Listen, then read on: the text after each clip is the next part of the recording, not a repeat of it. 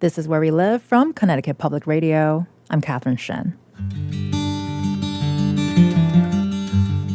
Born in Pittsburgh, Michael Luo is the son of Chinese immigrants. He attended Harvard and later became a reporter at the New York Times. And today, he is the executive editor at The New Yorker.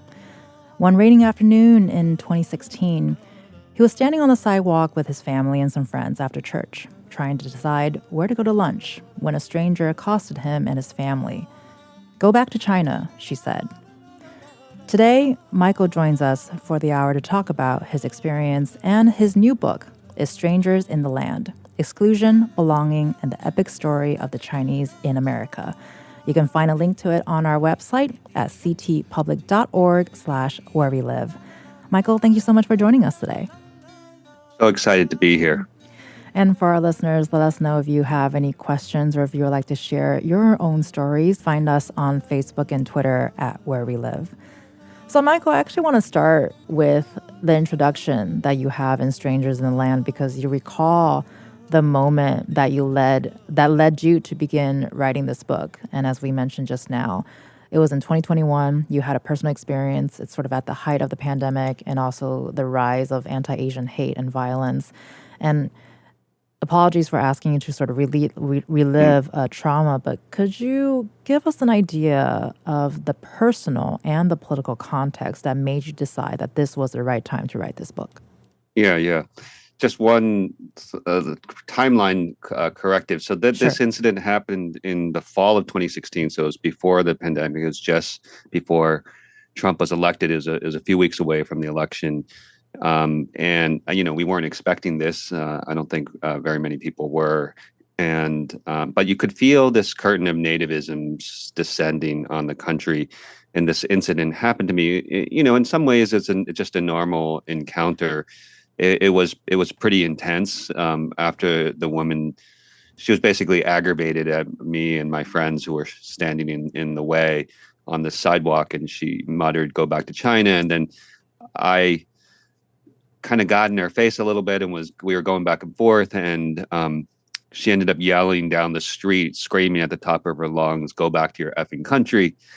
And I was trying to come up with this retort, and the adrenaline's flowing, and I said I was born in this country, and I ended up becoming a bit of a viral thing. I was tweeting about it, and I used this hashtag, "This is 2016," because I was just lamenting the fact that this was the year 2016 and this kind of thing was still happening. And I was at the New York Times at the time, and I wrote a piece that night, an open letter to this woman, talking about this feeling of otherizing that is a pervasive one in the Asian American experience. And I wrote about this kind of sadness I felt as I was walking away that afternoon, pushing my younger daughter in a stroller, and my older daughter was walking next to me, just thinking about how my kids are 2 generations removed from my parents' immigrant experience. And I was just wondering if they would ever feel like they truly belonged.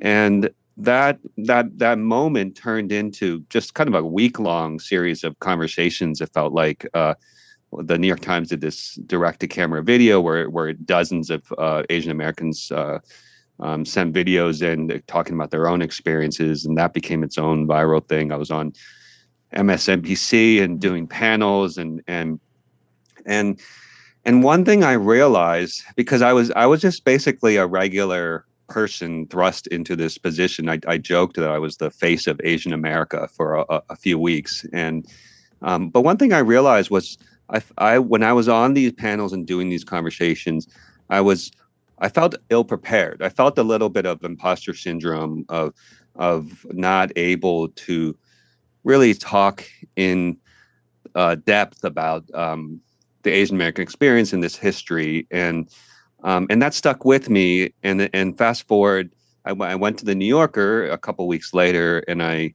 had a very busy job, and then the pandemic happened, and obviously this was this incredible searing period when Asian Americans felt unsafe, often walking on the street. And I wrote a piece for the New Yorker soon after the Atlanta spa attacks, when several Asian immigrant women were killed by a white gunman. and I drew on a few books that have been written about some of this history, particularly this period of time that I knew nothing about, called the driving out, which was 1885, 1886, when dozens of communities, I think the count is something like 168 communities on the West Coast, drove out the Chinese from their communities. And I just wrote about um, that we've been told to go back to our country since for nearly 200 years, and there is this precarity in the Asian American experience that can be traced back to the 19th century, and you can draw a line all the way to present day. Well, and I think we're going to go sort of back and forth in timeline here because touching on this idea of, I mean, you just mentioned it now that this is something that's been happening since the 19th century, and yet we're still having this conversation today. And I'm curious to hear, your children were younger then versus now, a couple of years later. Did you have a conversation with them at the time versus today? How is it different? Yeah, I remember actually my older daughter, who's 16 now, almost analyzing it grammatically. She was like, she was saying, she kept repeating, why did she say go back to your country, go back to China? We're from here, or go back. She was trying to analyze it. Mm-hmm. It wasn't computing. And you could see in a child's struggle to understand that kind of naivete about, the world, and just this innocence about it. Today my kids are 11 and 16, and I've just gotten done with. I went to 9 cities in 9 days for my book tour. The launch event for my book, Strangers in the Land, was at the Museum of Chinese in America in New York. And it was this incredible moment. It was standing room only. Min Jin Lee, the novelist, the author of Pachinko and Free Food for Millionaires, was my conversation partner. And it just felt incredibly emotional. There was so much energy in the room. There's this, I think the experience of Asian Americans often is one of invisibility, and this idea that somebody was telling their story was just really, really powerful. And so it's been a privilege to have my kids see that. It's very rare that kids get to see their dad at work and their parents at work, and then also for them to absorb this history and to think about and talk about it. My 16-year-old is a little bit, she's a teenager. She has AP exams, and she's a teenager. I asked her when on the day of publication, when the New York Times wrote a lovely review, and I sent it to her, and asked her later if she had read it. And she's like, "Dad, it was really long." But my 11-year-old has been trying to read my book. Every day she brings it. It's kind of a, it's a real book, and she puts it in her backpack and she brings it to school, and her and another Asian American friend of hers are reading it together, and it's an incredible thing. That is incredible, considering the book is probably half of her backpack. It's a lot. It's a lot. I will say that it's 160,000 words with 40,000 words of endnotes. So there's a big chunk of the back of the book that are endnotes that she doesn't have to fully digest. But she's like roughly halfway through, and I love that. And I think it speaks to how I tell this story with characters and scenes, and there's real narrative momentum, and she's kind of pulled into it, which is the greatest gift that I can get from readers at this point. I'm not gonna lie, I did shudder a bit when you said AP exams. It just kind of took me back a little bit. Wasn't expecting that today. But we're right in the middle of it. We're right in the middle of it. Yeah. Right.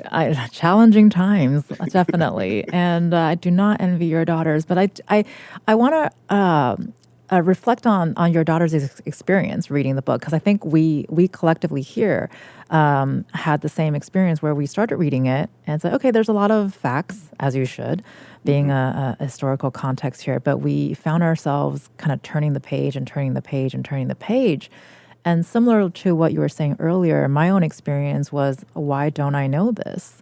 And this does seem to be a common theme when we're having these conversations today about a lot of our past history, especially with the AAPI context. And you mentioned just now that you were able to find these people, find these characters, and of course you've combed through a lot of archival information to find the stories with so much historical context. Can you give us an example or just describe how you were able to zero in on the people that you ended up focusing on in the book, which was many? Hmm. Yeah, so I'll say two things. One is when I started out the book and I pitched this book to my publisher, Doubleday.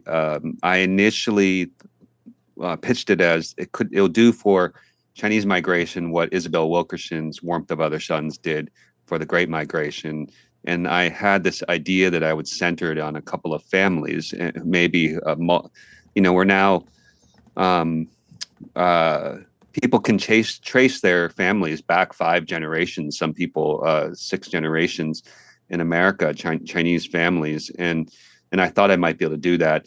And I basically found fairly quickly that this was going to be impossible to build around just a few families, because even with the oral histories, if you know your story of your family going back 5 generations, you might know 3 facts about that great great great great grandfather, and it's just not enough. And so I um, thought of the book. When you're a narrative writer, you think of protagonists, and I wound up thinking about the Chinese people as a whole as the protagonists of the story, and you hopefully are drawn along in this narrative. There's a kind of a in Chinese history. What I saw was this narrative arc of these people who are initially welcomed, confronting this kind of rising series of complications, tests, the things that tested their resilience, and the emotional heart of the book is this driving out period where people were physically trying to expel them from their communities and the country, and yet they didn't succeed. And ultimately, the resolution is a story of persistence and resilience. In each chapter, though, I try to build around a character or characters. And one good example of that is the Los Angeles Chinese Massacre is a chapter. This happened in 1871. It's one of the worst. It may be the worst mass lynching in American history. Didn't involve Black Americans. It involved Chinese immigrants. It was 17 Chinese men were lynched, and an 18th man was killed in a different way. And it was so important for me to say their names, to tell their stories as much as possible. And we know their names because there are coroner's reports, and there was a trial. No one was convicted. There are newspaper articles, but it's hard to build them out as three-dimensional characters. But there was a guy named Gene Tong who was an herbalist, and he treated not just Chinese patients but white patients. And you knew that he rented this store or this storefront from a white furniture dealer, because you're classified ads that had his name in it, and I knew that he had a wife, which was unusual actually among early Chinese immigrants. And I knew he had a roommate. I knew there was a signboard outside his apartment and office, and I knew he had a pet poodle, which was just a lovely humanizing detail. The reason I knew that is after he was lynched, and there were these multiple accounts of his lynching, and actually I had to sort out my best judgment of how exactly he was killed. There was a newspaper reporter who, from one of the Los Angeles papers, that went through his apartment. It was completely torn apart. They ransacked his belongings. They were looking for valuables, and they found there was blood everywhere. And they found this whimpering poodle dog with a broken leg there, and that's how I knew that. And that's a little glimpse of how I try to tell these stories and make the Chinese protagonists in the story. Well, and so there's an era, I think, in history that perhaps many of us will be more familiar with, which is the gold rush. And of course, you've dug into that both in spaces that are familiar and unfamiliar with. But how do we know how news of the gold rush reached China and some of the first immigrants that came to America? Because this is also the time in history where there's a huge immigration boom with the Irish and German immigrants also coming to the United States. Yeah, so I wanted in my first chapter to or the introduction of the book to have a kind of, I don't know, patient zero, like that the first Mm. Chinese like who was here, and there actually is, and it seems to have been passed down through Chinese lore in the community. There was a newspaper article again, decades later, actually, a San Francisco Chronicle reporter sets out to discover, as he put it, and this is the racist language of the time, how the Mongolian octopus had secured its tentacles around the city. There were so many Chinese immigrants in San Francisco, and he's setting out to tell readers how this happened. And so he goes to one of the Chinese mutual aid societies, which existed. There were these geographic mutual aid associations that helped Chinese immigrants from that particular geographic locale. And they told this story of this a guy named Cheng Ming, who was a merchant who had been here in 1847, which would have been really early, actually. And Hmm. there's no documentation that shows that he was here, like no ship manifest or anything like that. But as the story goes, that he was here and he went into the foothills of the Sierra Nevada when news broke of the gold to be found in the foothills, and he wrote a letter home to a guy named Cheng Yum, a fellow villager in the Sanyi district in Guangdong province, and this guy told other people, and then he set out himself, and so it's a pretty cool story. I don't know exactly if it's true. It seems to have, not just in this Chronicle article, but it seems to have passed down through oral history. There is another more verifiable fact that there was a ship that arrived in Hong Kong on Christmas Day in 1848, and it was carrying some gold dust that the Hudson Bay Company wanted to get evaluated by British experts in China, and the ship also had newspapers from Hawaii that had news of the gold rush. And basically, what we know is that word spread throughout the Pearl River Delta, and which is in southeastern China, and really this parcel of land, particularly in Taisan, this kind of parcel of land, the size of the analogy I use, it's apt for your show, is the size of Connecticut. Mm. Really became the center of this migration, and people think that it's because there was some exposure to the West in this area. There were traders that would pass through Hong Kong and Canton or Guangzhou, as it's known today, and that might have been one of the reasons that these particular people were willing to venture across the ocean or comfortable doing this. I mean, there's incredible stories. I have, as I mentioned, a 16-year-old, 11-year-old, and these were teenage boys, often 13 years old, 14 years old, in ship holds for weeks, coming to this. This is the Wild West. This is the American West. And I just can't imagine the way we raise our kids today, the idea that they could be landing on this shore where they don't speak the language and making a life. It's incredible. Well, I mean, I did just admit earlier that I shuddered at an AP exam reference, so I cannot imagine myself in a ship, probably stuck in there for hundreds of days before, if you even reach shores on the other side of the world. And earlier we mentioned that there were Irish and German immigrants coming to the U.S., also large numbers, also faced discrimination. But because of race, the Chinese immigrant experience seemed to have been different. And you had talked about how initially it was very welcomed, but that really changed, as we continue to have this conversation. What can you tell us about the lives of the early immigrants and how Chinese immigrants were able to build communities, but then kind of see that disintegrate?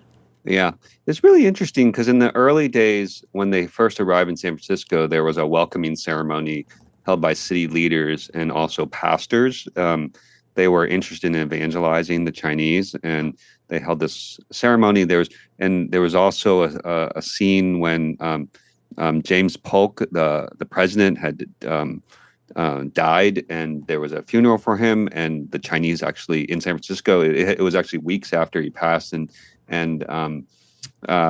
the Chinese marched in this parade to remember him, and so there was this period of welcome, and there was an article in the Daily Alta, which was the first daily newspaper in California, that predicted that one day, the Chinese would be voting and in the halls of Congress, and really just like any other American. I think it's when their numbers really just start to rise, and it's a gradual thing. You're tracing incidents in the minefields, ugly episodes of violence that became more common, and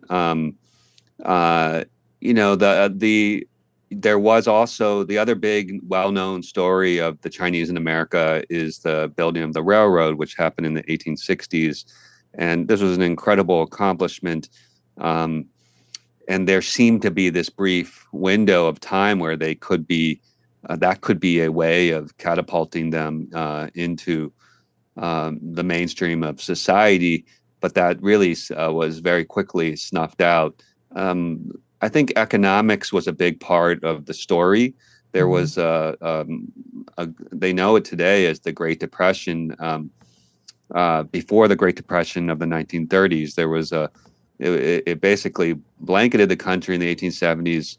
It was particularly, there were tens of thousands of unemployed white laborers in San Francisco, and that's when the anti-Chinese movement, which had been percolating in the 1860s, late 1860s, after the building of the railroad, and just really started to take off. And you saw these organizations there were mentions of the Ku Klux Klan. The Ku Klux Klan was this was this period after where Reconstruction was being vanquished in the South, and you saw the emergence of the Ku Klux Klan terrorizing Black Americans in the South. And there were a few episodes involving the Ku Klux Klan on the West Coast, not very many. But there was this other organization called the Order of Caucasians. And, its aim is pretty apparent from its name, and so you just started to see those kinds of organizations and movements take off. There was a demagogish figure, a guy named Dennis Carney, who started to give in the late 1870s these. He had these massive rallies in the Sandlot in San Francisco near City Hall, where he would, in front of thousands of people, he would end his rallies with this shout of "The Chinese must go." And that's the arc of how you get from the gold rush to I think the other major thing that people know is in 1882 the passage of a law that banned Chinese laborers from entering the country, and that is known today as the Chinese Exclusion Act. And so it's interesting. It happened over kind of decades before this law was formally passed, and it's something that historians puzzle over, like what exactly took so long for this to a law to pass, and it's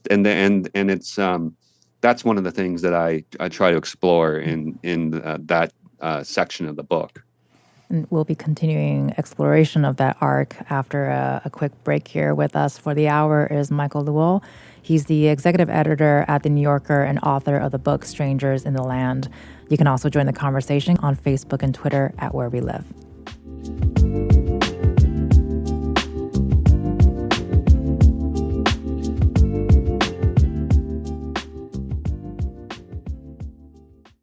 This is Where We Live from Connecticut Public Radio. I'm Catherine Shen.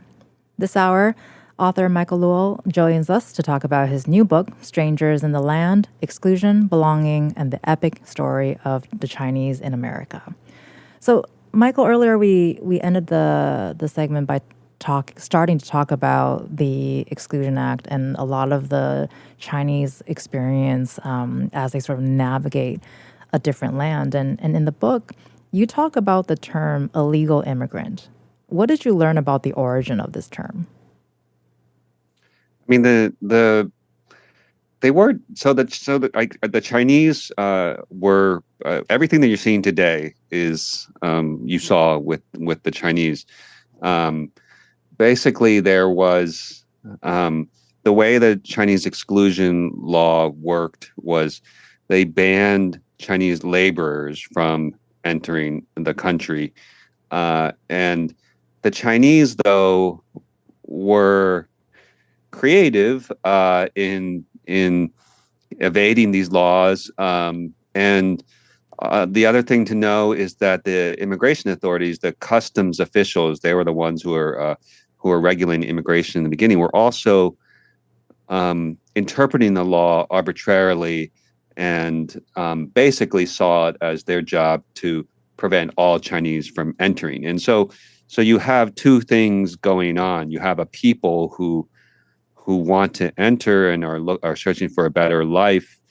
They're taking advantage of the ways that they can still enter.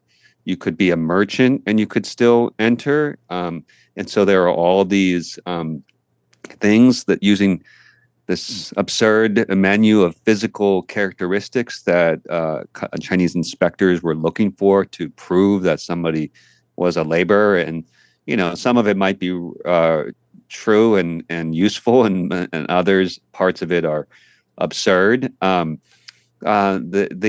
other thing that really started to happen was if you were native-born American, you could enter the country. You're an American citizen. And you started to see in the late 19th century a rise in people coming in claiming native-born status. And this, after the earthquake of 1906 in San Francisco, which destroyed the city's vital records, this tactic really started to take off, and it was just very difficult to establish if somebody was or was not an American citizen. A separate discussion is the way that citizenship is contested and who deserves to be an American.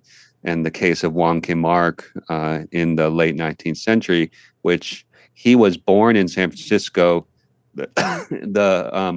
Eventually the inspectors in San Francisco acknowledged that he was born there, but the Justice Department advanced a test case making this argument that obviously is familiar today, that the 14th Amendment, which says that anyone who's born in the United States and subject to the jurisdiction thereof is a citizen.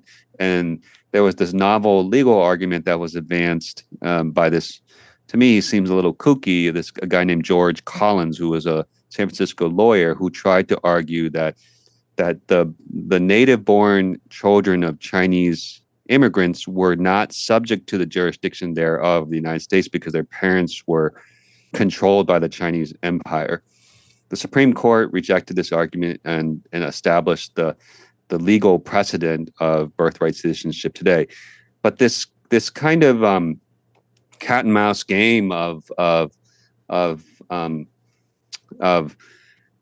Chinese trying to enter and immigration officials keeping them out, and this apparatus that was built to keep them out and then detain them and then over time, interrogate them at length. This is the story of Angel Island. They needed a place to hold these Chinese immigrants that were landing on American shores, and they needed time to interrogate them, to go through their records, interview people, and so they started holding them on Angel Island, which some people think of as the Ellis Island of the West Coast, but it was a very different experience there. People were detained for weeks, months, even years at a time.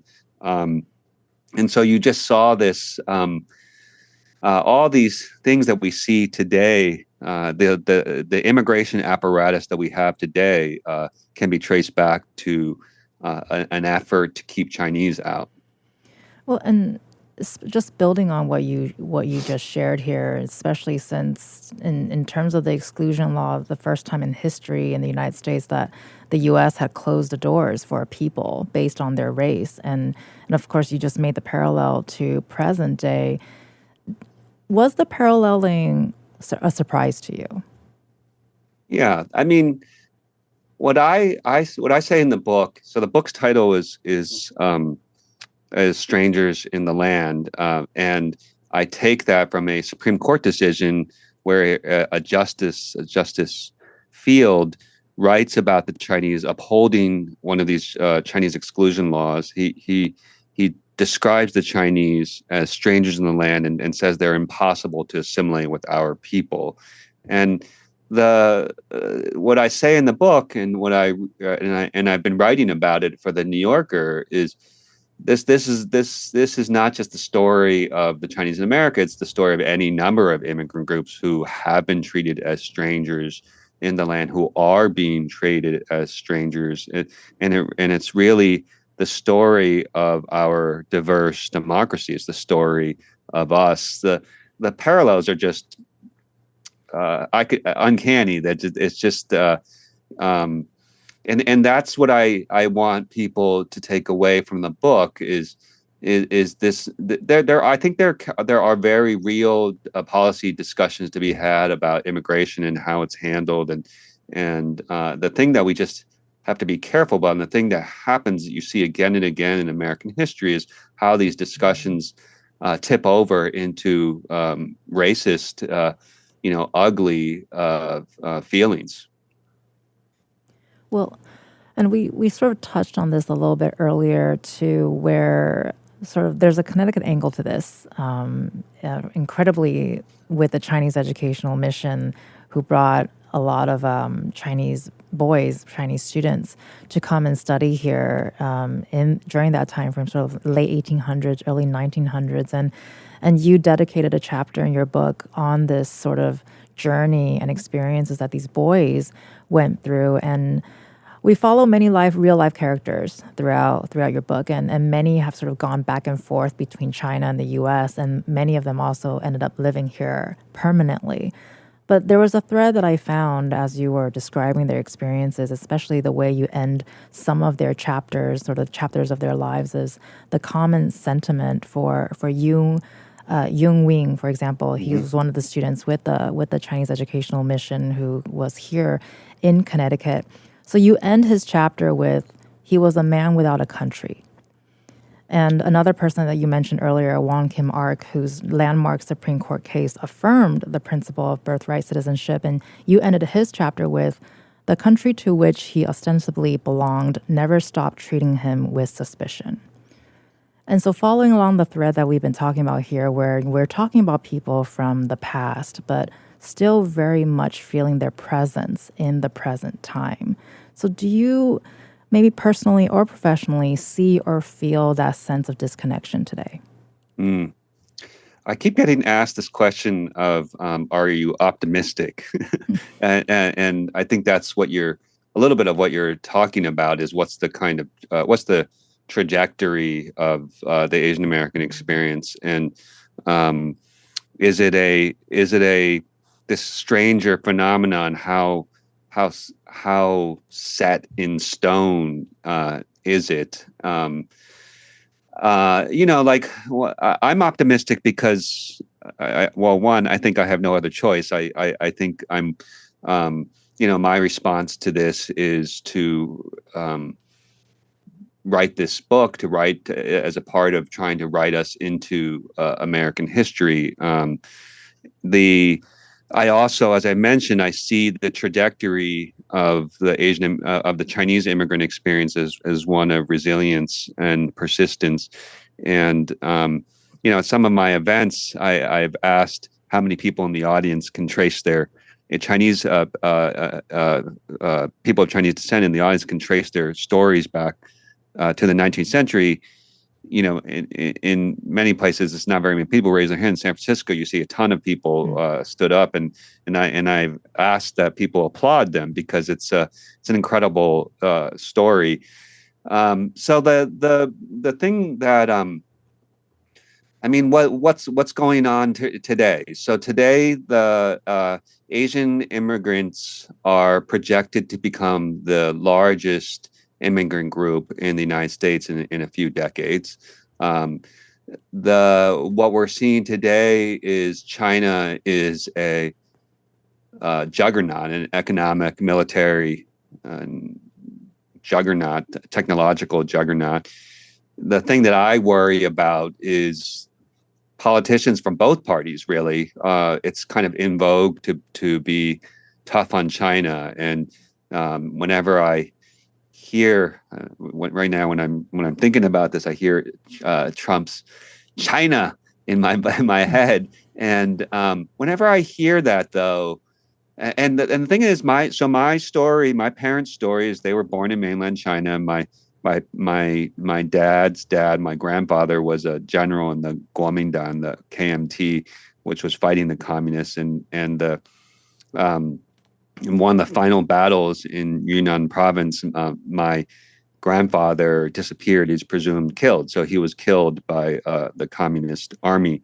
And when I talked to my parents about the threat of China and communist China, that there's a very real, they feel it, and at the same time, every single time I hear that kind of bellicose language, I shudder because the tinder of racial suspicion is just rising at every single moment when that comes up. And I just think that we're at a dangerous point because of China's rise at this point. Well, and we got to go to break soon here, but as you were sort of describing all of the experiences, I just had a thought of, I think the power of your book is the fact that it exists today, that we're having a conversation about it today. And I kind of want to go back to earlier in the conversation when we talked about your own personal experience with what happened to you in New York, where a woman had accosted you and your family. Do you think that was the start of your own story or the catalyst of a story that's been ongoing, in the sense of, because you felt the need to respond, and it takes a lot to want to respond in that moment? Yeah, I think another formative moment in my journey to this book is I read Interior Chinatown by Charles Yu, which is a wonderful book, novel published in 2020, around the same time this pandemic period. And folks who haven't read it, I highly recommend it. The main character is a background actor in a television show about a black cop and a white cop, and it's called Black and White. And he is generic Asian man, and his biggest aspiration in life is to become kung fu guy in this show. And there's no place in this show for a multifaceted, nuanced Asian character. And if it's not obvious, his book is kind of an indictment of the way race in America is often viewed through the lens of black and white. And he has this line where he's litigating his case in a courtroom, and he says, "Who gets to be an American?" And that's a central question in my book. And he goes on. He says, "We keep falling out of the story, even though we've been here nearly 200 years." And that's what I'm trying to do. Is I'm trying to write us into that story. My guest today is Michael Lewell. He's the executive editor at The New Yorker and author of the new book, Strangers in the Land. Let us know if you have any questions. Find us on Facebook and Twitter at Where We Live.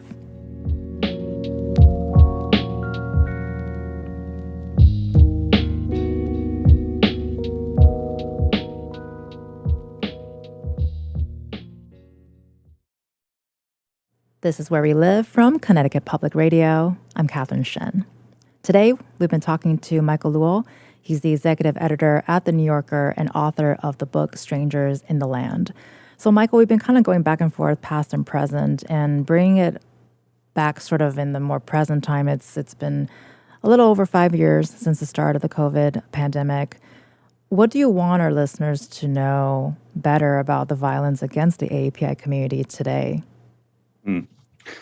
I use a term in the book where I describe the Asian American experience, and I talk about its precarity.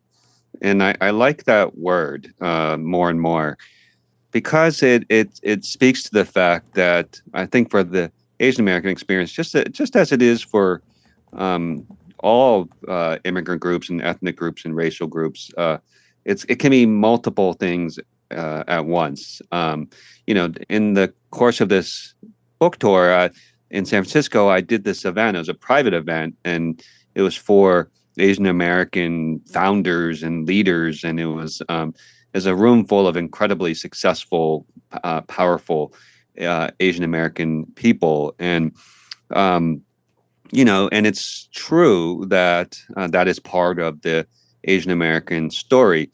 The thing that the model minority myth, as it's known, obscures is the tremendous variation in the Asian American story.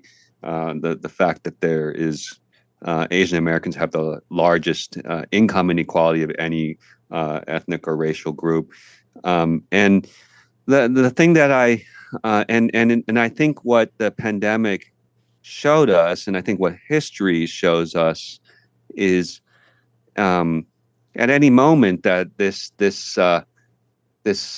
feeling of you don't belong here can return, and it's just lurking there, and it's been there for 200 years, and I think it'll continue to be there for the foreseeable future. The thing that I also come away with is this book is about this early experiment in multiracial democracy that took place on the West Coast.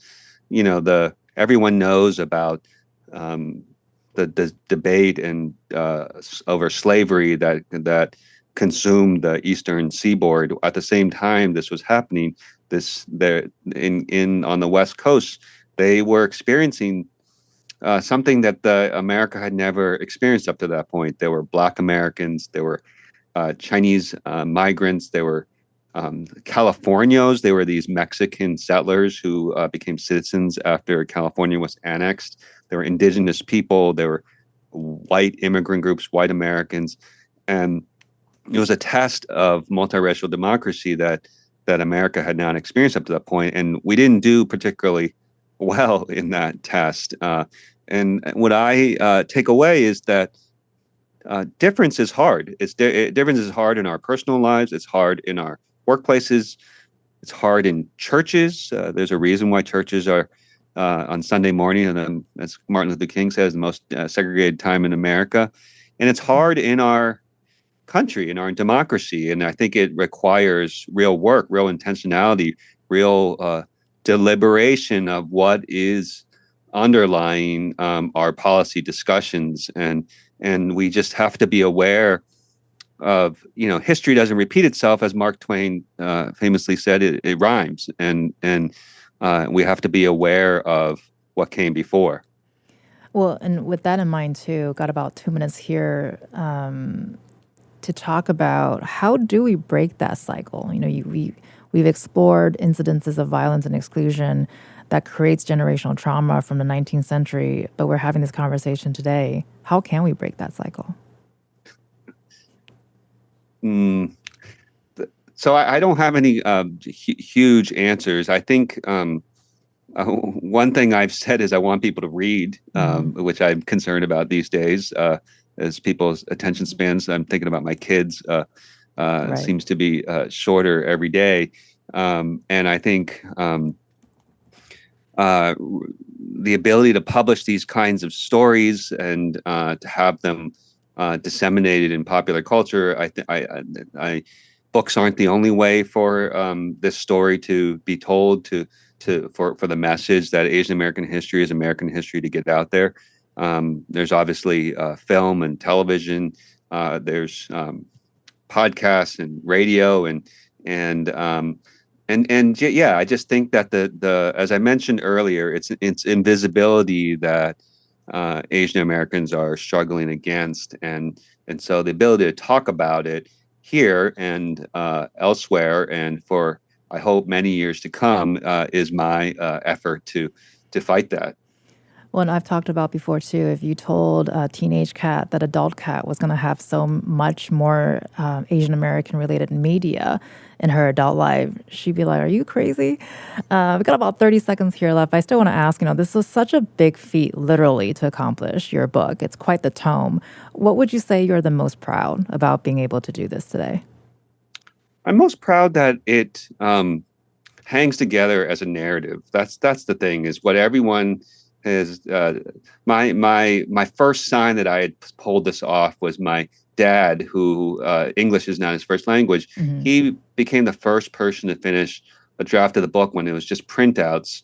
My family, we go to my parents' house on July 4th week, and they live in New Jersey and near Princeton, and it was just a pile of printouts, and he just picked up one printout, the first chapter, and he just started reading, and then he picked up the second, and then he just kept. I left the folder with him, and he just kept reading, and he finished the book. And it was my first sign that I had done it, that I'd pulled off what I was trying to accomplish narratively.